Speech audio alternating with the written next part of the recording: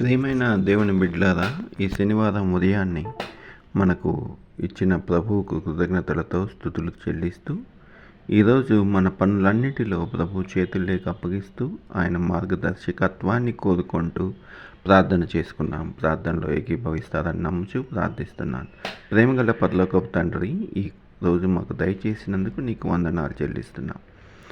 ఈరోజు మా మనసులకు శాంతిని, మా శరీరాలకు విశ్రాంతిని, ఈ వారమంతయు నీవు మమ్మల్ని నడిపించినందుకు నీకు కృతజ్ఞతాస్తుతులు చెల్లిస్తున్నాం ప్రభువా. మా కుటుంబాలను నీ చేతుల్లోకి అప్పగిస్తున్నాం. పిల్లలకు ఆనందాన్ని, మరి విద్యార్థులకు జ్ఞానాన్ని, ఏకాగ్రతను ప్రసాదించుము. అలాగే పెద్దవాళ్ళైన వారికి ఆరోగ్యాన్ని, శక్తిని దయచేయమని వేడుకొంచున్నాం. హాస్పిటల్లో ఉన్న బిడ్డలను దీవించండి, వారికి కావాల్సిన ఆరోగ్యం దయచేయమని. ఉద్యోగాల్లో ఉన్నవారికి ఈరోజు కావాల్సిన విశ్రాంతిని దయచేయము.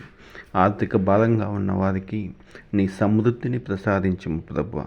ఈరోజు మమ్మల్ని నీ సన్నిధి దగ్గరికి చేర్చదీసినందుకు నీకు వందనాలు. మా హృదయాలు మీ వాక్యంతో నిండులాగా వేడుకొంచున్నాం తండ్రి. ఈ కొద్ది మాటలు మా ప్రభువును ప్రియకుమారుడైన యేసుక్రీస్తు నామములో ప్రార్థించి వేడుకొంచున్నాం తండ్రి. ఆమెన్. ప్రియమైన దేవుని బిడ్డలారా, ప్రభు శాంతి ఈ రోజంతయు మీతో ఉండునుగాక. దేవుడు మిమ్మల్ని దీవించునుగాక. ఆమెన్.